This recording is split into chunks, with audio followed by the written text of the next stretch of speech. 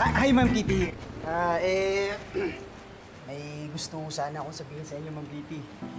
Inaabangan ko talaga kayo kanina pa. Habang busy yung papi mo sa loob. Gusto ko kitang kausapin ng masinsinan.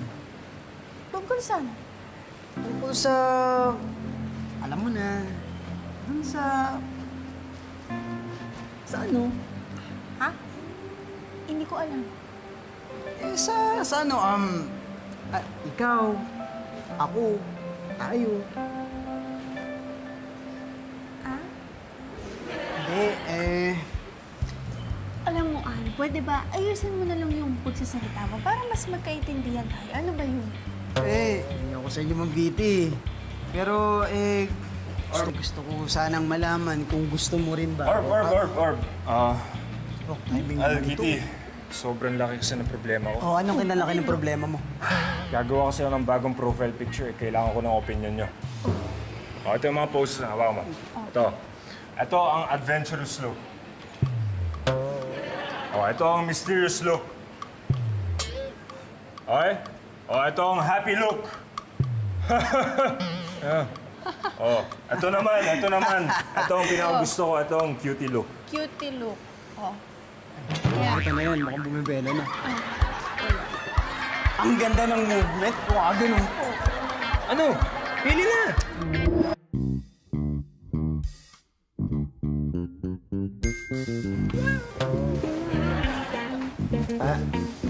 Hi, Brenda. Anong may tutulong mo sa'yo? Anong gusto mo? Ito ba? Ito ba? Ito ba? O ako? Nako, Brenda. Kaya mo akong tumulong sa'yo. Kung di mo lang naitatanong, lagi yung nagbubuhat sa gym. So kahit anong bilhin mo dito, kahit kasama ka pa, kayang-kaya kong buhatin. Brenda. Wala yung mga bicep na yan. Dahil pag ako ang tumulong sa'yo, habang buhay yan at walang problema, Brenda. Brenda? Brenda, pag akong tumulong sa'yo, kahit buong barangay mo, kaya kong tulungan. Oo nga, Kokoy. Parang kailangan ko talaga ng tulong mo. Parang ang lakas mo eh. Tama. Malakas din ang mga kamay ko. Brenda. Parang ang kulbot na yung kamay mo eh. Si Kokoy na lang. Kaya niya na to. Paano ba yan, Sir Spark? 1-0. Tara, Brenda. Ano bang gusto mo? Fresh milk.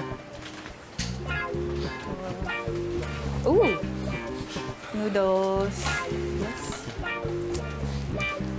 Masarap ito.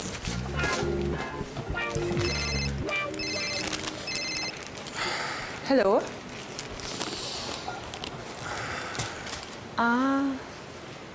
Okay. Okay. Salamat.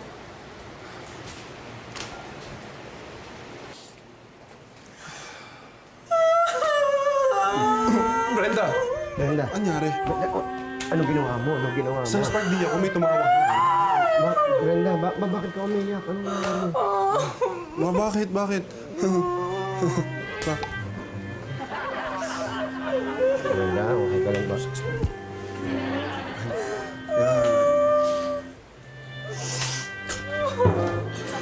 Yan, mas bubuti na yung pakiramdam mo. Salamat. Medyo bumuti nga yung pakiramdam ko eh. It's time to kain. Kailangan mo nang kumain. Was easy. Hindi. Ayoko nga na soup. Hindi masarap yan eh. Ay, masarap to. Boss Easy, kailangan mo nang kainin tong soup na to para mas lalong gumaan yung pakiramdam mo. Ayoko nga na soup na yan. Hindi masarap yan eh. Kailangan nga kumain para mas gumaling ka. Huwag na matigas ang ulo. Ayoko nga. Hindi masarap. Sige, ganito na lang. Boss Easy! Ito na ang train! Paparating na! Choo-choo! Choo-choo! Papasok na ang train sa tunnel! Ayan! Very good! Masarap pala. Oh, sabi ko sa'yo, di ba? Ito na ulit ang train. Choo-choo! Choo-choo! Choo-choo! Choo-choo! Choo-choo! Kita mo, mas excited ka na ngayon. Very good, kita nyo. Gusto mo rin pala talaga. For now, Boss Easy, hawakan mo yan kasi kukunin ko na yung gamot mo. Kailangan mo uminom ng gamot para mas Uy! Uy! Ay! Meron din ako niyan! Pares tayo, may ganyan ding poster ako sa bahay. Ayan. Yes! Sumikat kasi yan eh.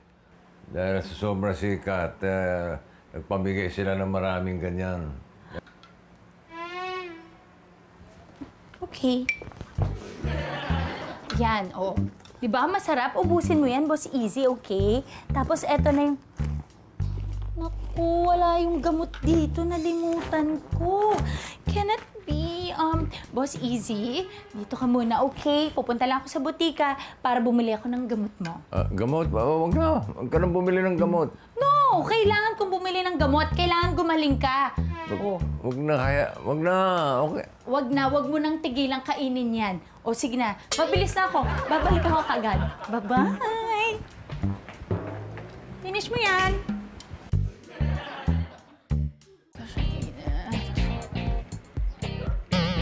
Hoy! Ikaw, Andoy, ah. Di ba dapat nasa convenience store ka? Anong ginagawa mo dito? Bakit ka nasa labas? Bakit? Anong problema? Anong problema? Ikaw...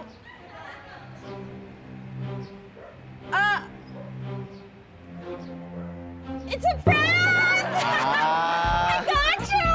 I'm so galing! I got your reaction! It's a prank!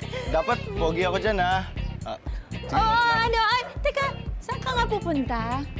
Download ko lang to sa Facebook, ha? Sige. Hindi, may kukunin lang ako na beauty product. May umorder kasi sa akin. Sige na, ang sige na. init. Grabe. Sige, ingat ka, ha? Balik ka rin sa convenience store. Tubig. Ang galing mo, ah. Oo, kailangan ko ng tubig talaga. Ang Mainit pa. Oh, Meron akong portable na electric fan, no? Kailangan mo lang yung saksak sa cellphone mo. oh my, that's so galing. Baka naman meron ka ring gamot na panglagnat. Lagnat? Meron. Pangsipon? Sipon? Meron din. Gamot, panglagnat, pangsipon. Okay, perfect na yan. Eto sa'yo na yan. Okay, at least hindi ko na kailangan pumunta ng botika para bumili pa nito, no? Ay, okay. Uy, balik ka kaagad sa convenience store. Sige, ingat. Galing. Wait, yung bayad. Bayad. Ipe-pay cash ko na lang, okay? Di ba yun naman yung pay uso? Oo, ang galing. Buti na lang.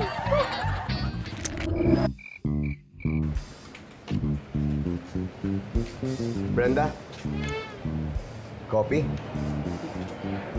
Juice. Mas okay itong coffee. Kasi gawa ito sa real coffee bean. Mas okay tong juice. Ang juice ko, may real fruit tidbits. Rejuvenate. Yan ang sinasabi natin. Makakatulong sa kalusugan ng coffee ko. Etong juice ko, napaka-refreshing. Panigurado, sisigla ang mood mo. Mas okay ang coffee. Mas okay ang juice. Coffee. Juice. Coffee. Juice. Coffee. Juice. Coffee. Juice. Coffee. Juice. Mas okay ang coffee. Mas okay ang juice. Mas okay ito. I-try mo. Tumigil to. na nga kayo. Nakakadagdag lang kayo sa bigat ng nararamdaman ko, eh. Ano ba kasi yun? Ano ba talaga yun? Sige, sabihin mo kung ano yun. Diyos siya, una ay tiyari kang Tai Chi. Galit ka ba? Hindi, Sir Spark. Ang sabi ko lang naman, ready tayong makinig sa kanya. Kasi parang iba yung dating mo, parang nagmumura ka eh. Iba yung tono mo. Hindi, Sir Spark. Ganun lang talaga yung accent namin. Normal lang sa amin yung gano'n yung... Diyos siya! Pag nagsasalita ka kasi parang iba na eh. Kasi nga, yung tumawag kanina, yung lawyer ko, at sinabi niya na mukhang matutuloy na nga sa divorce yung kasal namin ng asawa ko. Asawa? Ano ba talaga yun? Sige, sabihin mo. Ano ba yung sinasabi mo? Ano yung asawang sinasabi mo? Oo, may asawa ako. Amerikano siya. Pero matagal na kasing may problema yung pagsasama namin eh. At eto nga, mukhang mauuwi na talaga sa divorce tong pagsasama namin. Kaya nga ako bumalik muna dito sa Pilipinas para makalimot ng problema. Tapos eto, masamang balita yung hatid ng lawyer ko. Parang wala na talagang pag-aasang maisalba yung relasyon namin eh. Alam mo, Naiintindihan ko yung nararamdaman mo. Kuwang-kuwa kita sa ganyang pakiramdam. Dati rin ako may asawa. Kaya alam ko kung ano may nararamdaman mo sakit. Sige lang. Ilabas mo lang. Labas mo lang talaga yung nararamdaman mo.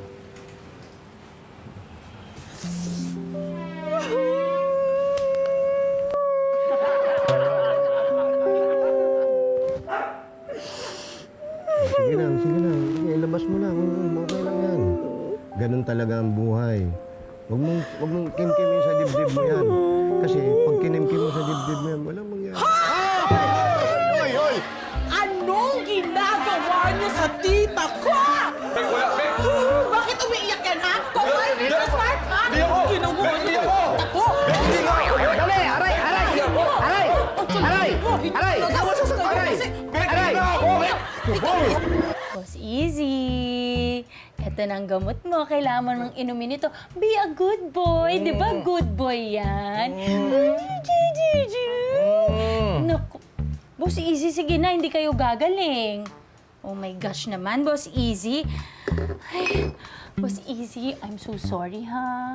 Pero kailangan ko lang talaga tong gawin. Bati pa rin tayo, ha? Kailangan mo nang inumin to. Ayaw.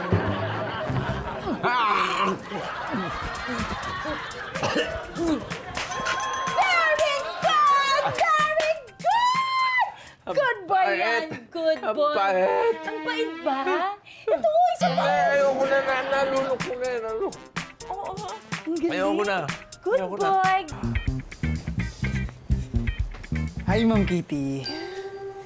Gusto ko lang ho sanang ituloy yung sinasabi ko kanina. Okay. Ano? Shoot! Kasi, Ma'am Kitty, Excuse me. ano ba? Ma'am, Ano ba?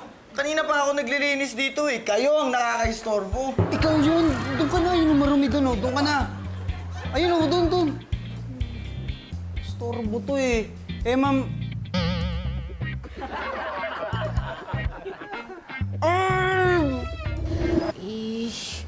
Sorry na, Sir Spark. Kokoy. Nagulat lang talaga kasi ako eh. Akala ko kasi kung anong ginagawa niyo sa tita ko. Anong gagawin namin sa tita mo? Lusob ka ng lusob. Bigyan mo! Hindi mo alam yung sitwasyon. Pasok ka ng pasok. Oo nga, bugbog sarado tuloy kami ni Sir Spark. Ako nang humihingi ng dispensa para sa pamangkin ko. Alam mo, wala naman talaga yun. Lalo na basta ikaw. Walang problema. Tama si Sir Spark. Everything for you. Tsaka yun nga palang problema mo. Pag nag-divorce talaga kayo, lagi mo tatandaan. Andito lang ako. Ang ayos na yun! Minumura mo ako. Hindi, Sir Spark. Hindi mura yon. Ang sinasabi ko lang, sorry. Sorry ka dyan. Kala ko nagmumura ka. Nalulungkot na yung tao eh. Balik tayo kay Brenda.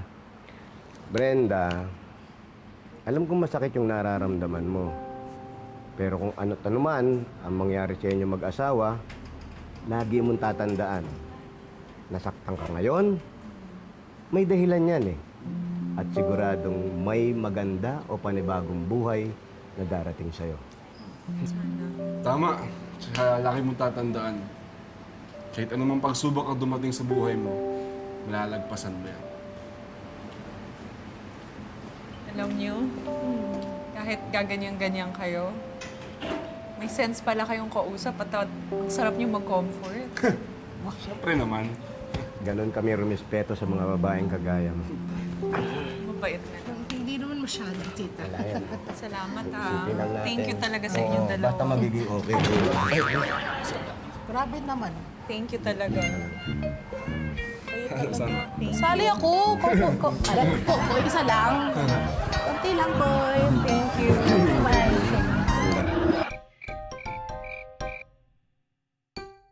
Napakabait naman ng batang to. Nagkamali ako sa pagkakakilala sa kanya noong una. Ilang beses na niya akong nagagawa ng kabutihan. Simula ngayon, magiging mabait na rin ako sa batang to. Okay ang oxygen level.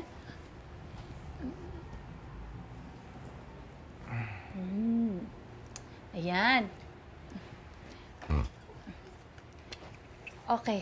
Okay pa yung amoy. Ay, este yung... okay na po yung yung temperature nyo bumababa na. So, I think kailangan nyo lang matulog para mas lalo pa kayo makarecover. Mas lumakas. Yan. Hirap ako makatulog eh, lalo na kapag ganitong masama ang pakiramdam ko. Hindi ako matulog talaga. Ano po dapat gawin para makatulog kayo? Ipinaghehele ko ng nanay ko eh. Ano?